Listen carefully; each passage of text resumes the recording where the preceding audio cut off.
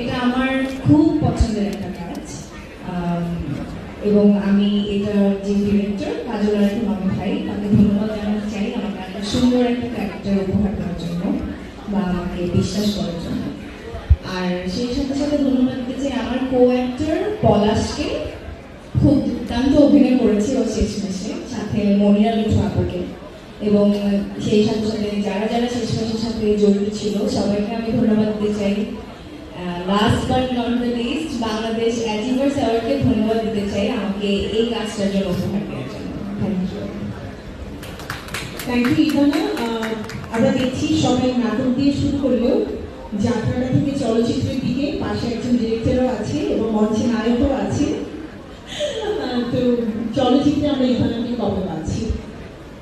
যখন ডিরেক্টর আমাকে কাজ করবে তখন। Thank you. আরেকবার শুনতে চাই, যখন ডিরেক্টর আমাকে কাজ করবে তখন। তো ডিরেক্টরের চাকরি রেখে মনে হচ্ছে পছন্দ করেছে নায়িকাকে। আমরা যে টপিকে আছি ইভানার মানে ফিল্মে অভিষেকের, সো অনেক অনেক শুভকামনা। Thank you. আর একই সাথে ধন্যবাদ আমাদের সম্মানিত